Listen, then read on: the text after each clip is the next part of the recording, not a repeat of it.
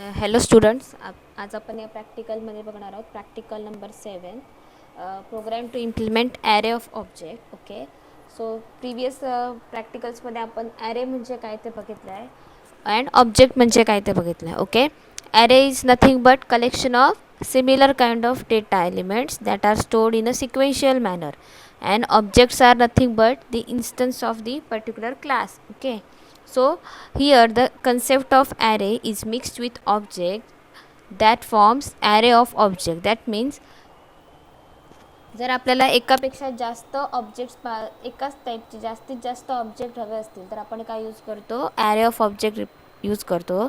Array of objects are use to represent the data of similar type. सिमिलर टाईपचे तुम्हाला जर ऑब्जेक्ट्स यूज करायचे असतील तर तुम्ही काय करू शकता, instead of having S1, S2, S3, S4, S5 up to 10 S type S objects, you can simply have S of 10, that is array of particular object. Okay, arrays of the arrays of variable of type class is known as arrays of object.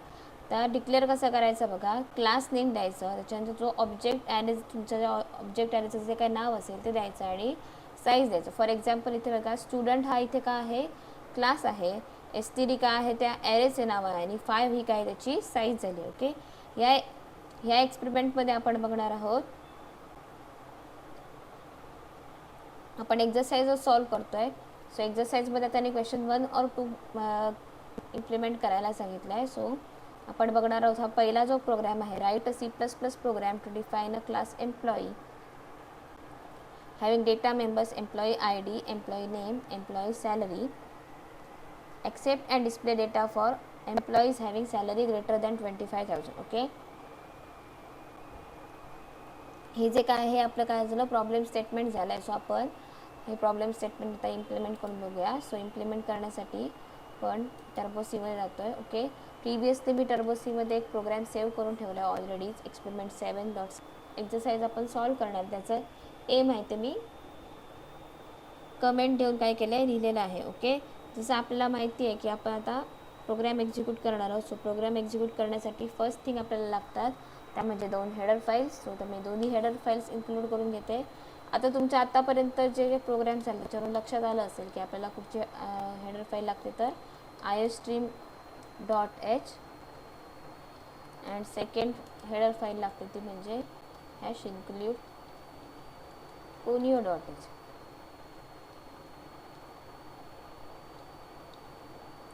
Okay, so again आपण काय करतोय, related to class काय करतोय, एक programme solve करतोय. So आपल्याला काय लागणार, क्लास हे वे घ्यावं लागेल. सो क्लाससाठी एक क्लासचा आपण कीवर्ड लिहूया, क्लास. त्याने क्लासचं नाव दिलं आहे एम्प्लॉई, जसं त्यांनी स्टेटमेंटमध्ये दिलं आहे तसंच मी एम्प्लॉई हे नाव लिहून घेते. ओके, एंटर करून आपण क्लासचा स्कोप डिफाईन करून घेऊया. ओके, त्याच्यानंतर त्यांनी काय म्हटलं आहे बघा पुढे, की त्यांना काय पाहिजे आहे, डेटा मेंबर्स काय काय हवेत, employee ID, employee name and employee salary. So employee ID साठी मी व्हेरिएबल वापरते, सॉरी डेटा टाईप वापरते integer. So integer employee ID. त्याच्यानंतर एम्प्लॉई नेमसाठी आपल्याला अगेन कॅरेक्टर ॲरे वापरावा लागणार. सो कॅरेक्टर EMP_name आणि त्याची साईज मेन्शन करूया आपण 20. ओके, अगेन आपल्याला काय वापरायचे, सॅलरी करायची. सॅलरी कधी कधी फ्लोटमध्ये येते म्हणून फ्लोट वापरलं इथे, EMP_salary.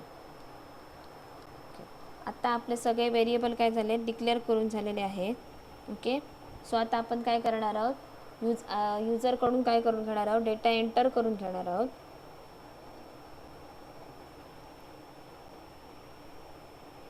Okay,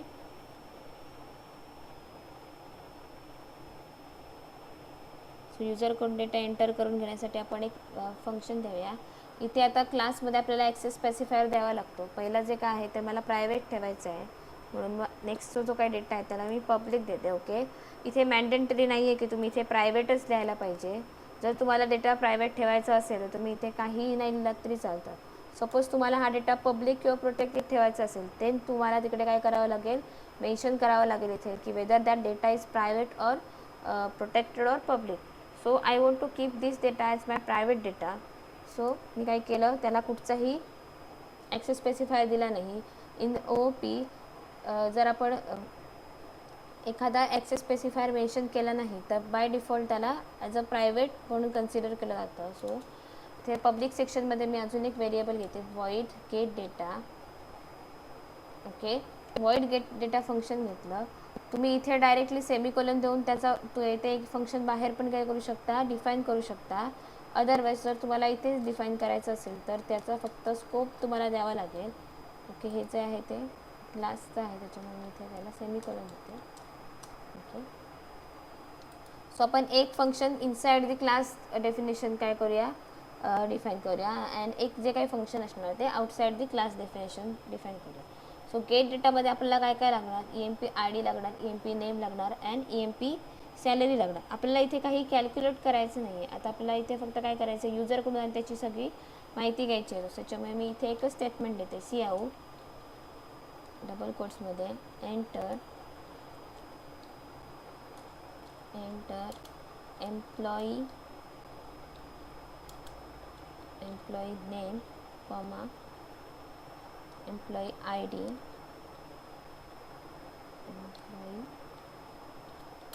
ID and employee salary.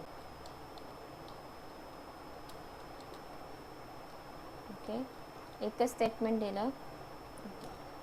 आता आपण काय करणार, ह्या सगळ्यांच्या काही व्हॅल्यू युजर एंटर करणार आहेत ते पर्टिक्युलर त्या व्हेरिएबलला काय करणार आहोत, स्टोअर करणार.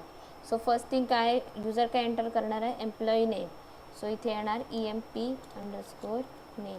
ओके, जसं तुम्ही सिक्वेन्स देता तसं तुम्ही डेटा एंटर करत जाता. त्याच्यामुळे मी काय करणार आहात, जर पहिलं एम्प्लॉई नेम म्हटलं तर तुम्ही तिथे व्हेरिएबल घेताना पण काय करणार आहात, EMPLOYE_नेम स्टोअर करणार. तो घेतलं नाही तर काय होईल, डेटा स्टोअर होणार. फक्त एम्प्लॉई नेमला काय जाणार, एम्प्लॉई ID जाऊ शकतो. एम्प्लॉई IDला एम्प्लॉई नेम स्टोअर होऊ शकतो. त्याच्यामुळे बी स्पेसिफिक. मी जो काही पहिलं नाव घेणार, तर मी इथे या केसमध्ये मी फर्स्ट काय युजरला सांगितलं एंटर करायला की नेम एंटर कर. सो त्यांनी मी इथे एम्प्लॉई नेम घेतलं. नेक्स्ट युजर काय एंटर करणार आहे, एम्प्लॉई ID.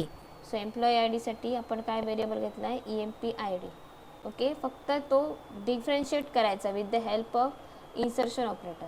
ओके, नेक्स्ट आपल्याला काय एंटर करून घ्यायचं आहे, EMP सॅलरी. सो EMP_सॅलरी. Okay, semicolon. तुम्ही हवं तर इथे हे फर्स्टच आहे तरी पण मी इथे \n देऊन ठेवते, \n. ओके, सो माझं गेट डेटा हे फंक्शन काय झालं आहे, कंप्लीट झालेलं आहे. ओके, त्याच्यानंतर मला अजून एक डेटा फंक्शन लागणार आहे, तर म्हणजे जो युजर डेट केलेला डेटा आहे तो मला डिस्प्ले करायचा आहे. सो मी इथे डिस्प्ले फंक्शन घेते. Okay, display function me outside the class boundary काय किंवा आउटसाइड दिस क्लास स्कोप डिफाईन करणार. सो इथे मी काय केलं आहे, फक्त डिस्प्ले फंक्शन घेतलं. ओके, सो आता आपण क्लास क्लोज केला इथे. त्याच्यानंतर बाहेर येऊया आणि प्रिव्हियस एक्झाम्पल प्रॅक्टिकलमध्ये आपण बघितलं आउटसाइड दी क्लास बाउंड्री आपण एखादं फंक्शन कसं डिफाईन करतो. पहिल्यांदा आपल्याला काय लिहावं लागतो, return type. So return type आहे व्हॉइड. त्याच्यानंतर क्लासचं नाव लिहावं लागेल एम्प्लॉई. त्याच्यानंतर स्कोप रिझोल्युशन ऑपरेटर. त्याच्यानंतर आपलं जे फंक्शन आहे त्याचं नाव display. Okay, function bracket complete केलं, एंटर केला. ओके, आता आपल्याला इथे काय करायचं आहे, पुट डेटाला त्यांनी काय म्हटलं आहे की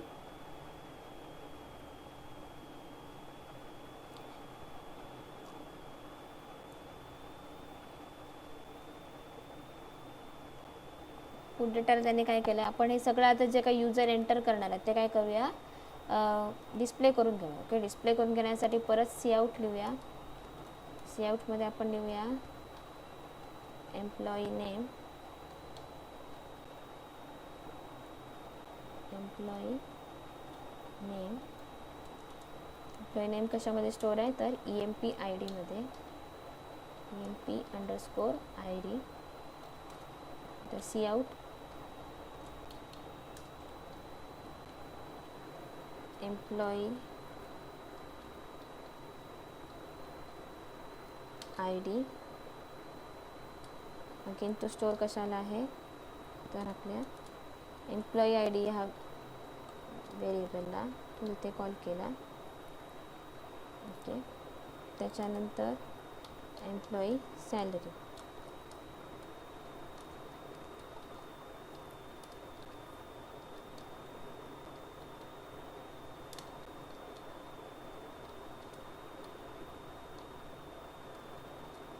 EMP अंडरस्कोर सॅलरी. ओके, आपला पुट डेटा डिस्प्ले फंक्शन काय झालं आहे इथे फिनिश झालं आहे. सो मी डिस्प्ले फंक्शन फिनिश करते आहे. ओके, आपण अजून इथे एक कॅल्क्युलेट नावाचं फंक्शन घेऊया. कारण त्यांनी काय म्हटलं आहे की आपल्याला अशा एम्प्लॉईंचा डेटा डिस्प्ले करायचा आहे ज्याची सॅलरी ग्रेटर दॅन 25,000 असेल. ओके, सो हे कॅल्क्युलेट फंक्शन मी ते डिफाईन केलं. एंटर करून आता कॅल्क्युलेट फंक्शन तिथे डिक्लेअर केलं आहे. इथे आता आपण कॅल्क्युलेट फंक्शन काय करतो आहे डिफाईन करतो आहे. आउटसाईड दी क्लास बाउंड्री करतो आहे. त्याच्यासाठी जो काही सिंटॅक्स आहे तो लिहिते बघा. By using scope resolution operator. Then name of our function that is calculate. Okay, scope define करूया. त्याच्यामध्ये आता लिहूया की इफ तर चेक करायचं आहे ना, जर सॅलरी ग्रेटर दॅन 25,000 असेल तर आपण कशावर कंडिशन ठेवणार. If EMP underscore salary. Okay, इथे इथे मिस्टेकली माझ्याकडून सॅल लिहिलं गेलं. इथे आपल्याला सॅलरीच लिहावं लागेल जसं आपण डिक्लेअर केलं आहे तसं. EMP underscore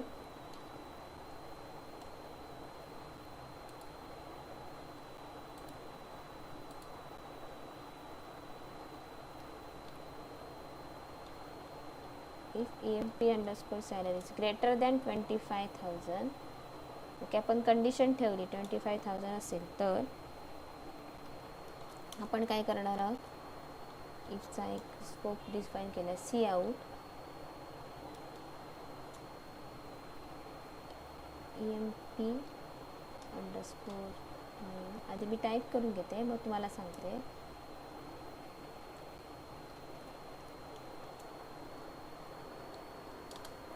is having highest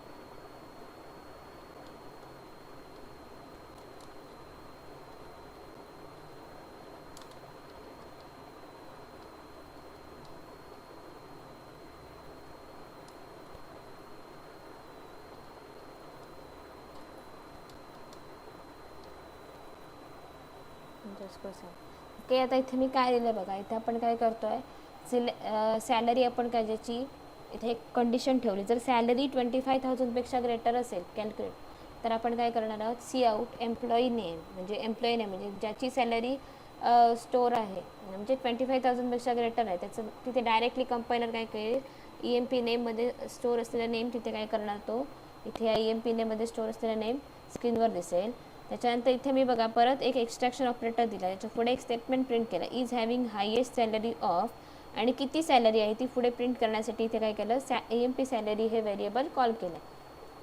okay, so आपला इफ इथे क्लोज होत आहे आणि आपण इथे काय करूया अजून एक स्पेस सोडून ठेवूया. सी आउट डबल कोट्समध्ये बॅकस्लॅश म्हणजे जे काय आपण लिहिणार आहोत ते एक लाईन सोडून तिथे येईल. ओके, त्याच्यानंतर आपल्याला काय झालं आपला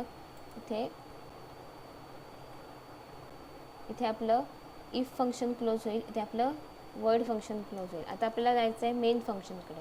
ओके, सो वॉइड मेन लिहूया आपण. आता ॲरे ऑफ ऑब्जेक्ट कसा वापरला आहे ते तुम्हाला इथे कळेल बघा. वॉइड मेनचा स्कोप लिहून डिसाईड केला. आपण काय करतो नेहमीप्रमाणे की वॉइड मेन हे फंक्शन घेतो. त्याच्यानंतर तिथे आपला जो काही क्लास आहे त्या क्लासचं नाव लिहितो. तर मी क्लासचं नाव लिहिलं आहे आणि त्याचा एक ऑब्जेक्ट क्रिएट करतो बरोबर. सो ऑब्जेक्ट मी करूया याचा ऑब्जेक्ट करूया ई. ओके, E1 घेऊया. E1 नावाचा आपण काय केलं एक ऑब्जेक्ट क्रिएट केला. आता मला हे सगळं कॉल करायचं आहे ना.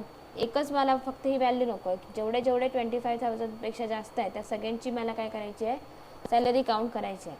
सो मी E1 E2 E3 असं वापरण्यापेक्षा काय करणार मी सगळा एकच एम्प्लॉईचाच एक काय आहे सगळा एकाच टाईपचा ऑब्जेक्ट आहे. त्याच्यापेक्षा मी इथे काय करणार E1चा एक ॲरे ऑफ ऑब्जेक्ट क्रिएट करणार. इथे मी म्हटलं 5, मला किती एम्प्लॉईंसाठी हवा आहे, 5 एम्प्लॉईंसाठी. ओके, सो मी इथे काय केला, ॲरे ऑफ ऑब्जेक्ट काय केला आपण डिफाईन केला. आपण मगाशी बघितलेलं क्लास नेम, नंतर जो आपला जो काय ऑब्जेक्ट ॲरे असतो त्या ऑब्जेक्ट ॲरेचं नाव आणि त्याच्यानंतर त्याची साईज आपल्याला मेन्शन करावी लागते. ओके, ह्याला इथे आपण वापरतो, इथे मी हवं तर कमेंटमध्ये लिहून ठेवते. इथे आपण काय वापरली आहे, ॲरे ऑफ ऑब्जेक्टची कन्सेप्ट वापरली आहे. ॲरे ऑफ ऑब्जेक्टची कन्सेप्ट वापरली. ओके, सो आता आपण काय करूया, क्लिअर स्क्रीन घेऊया. क्लिअर स्क्रीन खूप इम्पॉर्टंट आहे. त्याच्यानंतर आपल्याला काय करायचं आहे, 5 एम्प्लॉईजसाठी हा डेटा काय करायचा आहे, स्टोअर करायचा आहे. ओके, सो इथे मी फॉर लूप फॉर, आता इथे मी कुठे इंटीजर आय असं म्हटलं नव्हतं, म्हणून मी इथेच डिक्लेअर करते integer I is equal to 0, I less than equal to 4, म्हणजे 0पासून स्टार्ट होतो म्हणून आपण 4 ठेवलं, आय प्लस प्लस.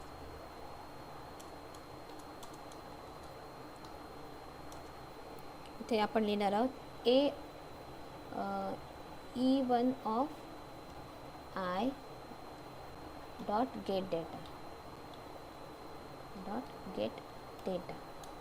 आता E1 ऑफ आय का वापरलं, तर आपण काय केलं आहे, ॲरे वापरला आहे. सो ॲरेचं लोकेशन पहिलं 0 होईल, मग 2 होईल, मग 3 होईल, मग 4 होईल.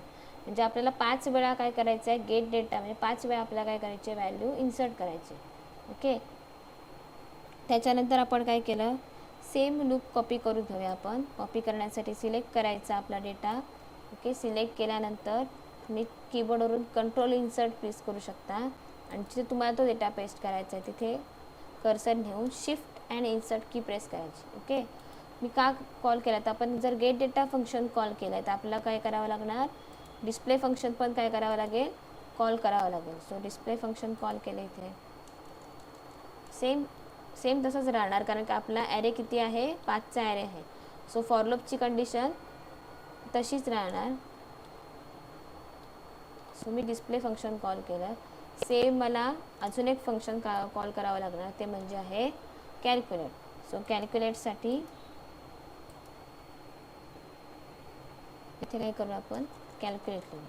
इन्स्टेड ऑफ गेट डेटा आपण इथे काय लिहिणार आहोत, कॅल्क्युलेट. ओके, सो आता हे 5 ऑब्जेक्टसाठी काय झालं आहे, कंप्लीट झालेलं आहे. ते आपण आता लिहिलं गेट CH.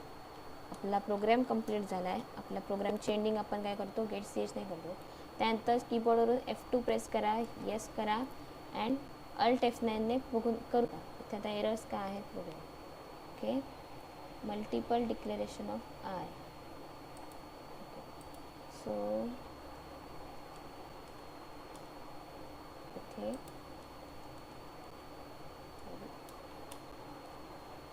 आपण काय करूया, इथे डिक्लेअर करतोय ना, इथेच इंटीजर आय म्हणून डिक्लेअर करूया.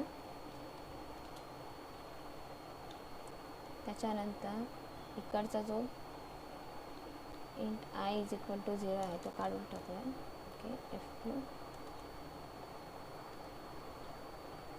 सो एरर काय झाला, आपला एरर निघून गेला. तर आपल्याला करायचं आहे run, control plus F9. Okay, enter employee name, ID and salary. Okay, so पहिल्यांदा आपल्याला नेम एंटर करायचं आहे. सो मी ABC एंटर केलं. त्याच्यानंतर त्याचं नेम, ID केला 1 अँड सॅलरी केली 20,000 एंटर. ओके, त्याच्यानंतर आपल्याला परत हे 5 वेळा येणार, कारण आपला एक ॲरो किती वेळा लिहिला आहे, आपण 5 वेळा लिहिलं आहे. ओके, सो इथे आपण लिहूया आता परत XYZ टू 23,000. नंतर एम्प्लॉईची सॅलरी PQR 36,000 हे 30,000. त्याच्यानंतर DEF 35,000. नंतर मी काही नावं देऊ शकता. आणि आता आपल्या इथे मला वाटतं ती नावं दिली. ओके, त्याच्यानंतर हे बघा, हे वर खाली का आलं, कारण का आपण स्लॅश एन आणि एंड एल दिलेला नाही आहे. त्याच्यामुळे आपण परत प्रोग्राममध्ये जाऊया आणि पहिला सगळा आपला प्रोग्राम फॉर्मॅट करूया व्यवस्थित. आणि त्याच्यानंतर आपण काय करूया, इथे सिम्पली स्लॅश एन म्हणा, इथे स्लॅश एन अँड इथे स्लॅश एन. ओके, सेव्ह केला प्रोग्राम मी. Yes, alt F9, control F9. So EMPचं नाव आहे ABC 1 20,000. WED 2 27,000. ओके, सॉरी, PQRचं नाव 30,000.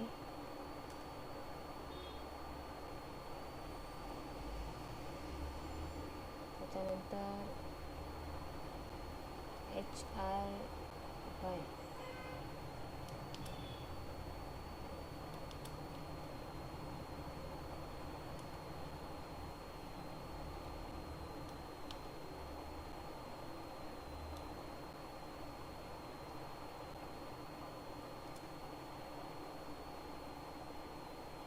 ओके. आता बघा, इथे आपली सॅलरी वगैरे आली, पण इथे परत इथे स्लॅश एन दिलं नाही सॅलरीला इथे. ज्यामुळे वेड इज हॅविंग हायेस्ट सॅलरी 27,000. 25,000पैकी जितकी सॅलरी आहेत त्यांची सगळ्यांची नावं आणि त्यांची सॅलरी तिथे काय आली आहे, एंटर झाली. सो इथे परत आपल्याला काय करावं लागेल, स्लॅश एन द्यावं लागेल. MP सॅलरीनंतर इथे एंडल म्हणूया आणि इथे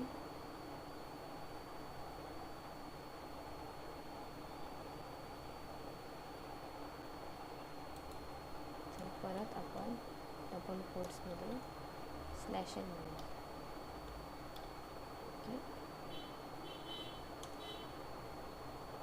ओके, साठी तुमच्यासाठी हा ॲरे आहे तो कमी करते. आपण 2चा ॲरे ठेवूया. 2चा ॲरो ठेवल्यानंतर इथे 1 होणार. चेंजेस बघा काय होणार, इथे पण काय होणार, 1 होणार. आणि इथे काय होणार, इन्स्टेड ऑफ 4 आपण आपला आउटपुट छोटं यायला पाहिजे म्हणून फक्त इथे 1 केलं. ओके, F2 करते, save, alt F9, virus, control F9.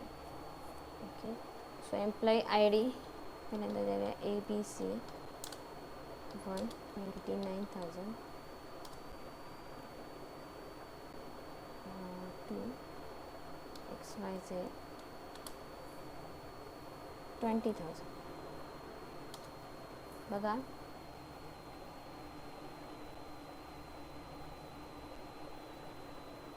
Okay, इथे सॅलरीसाठी लिहायचं राहिलं वाटतं.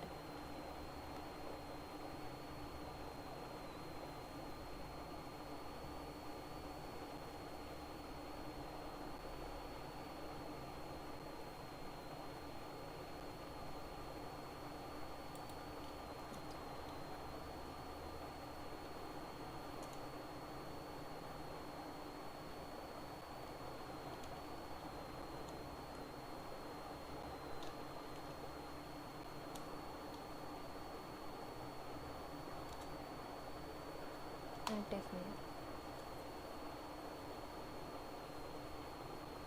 K1 ABC 50,000.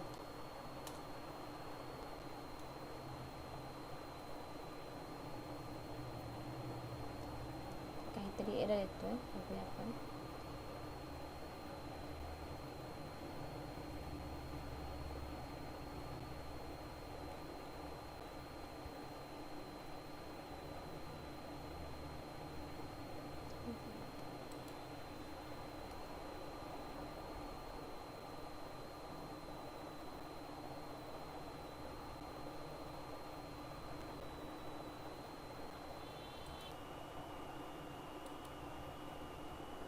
आपण परत बघूया.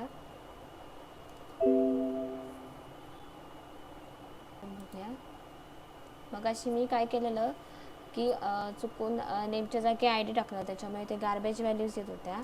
सो कंपाईल करून बघितलं काही नाही एरर. सो कंट्रोल F9 केलं.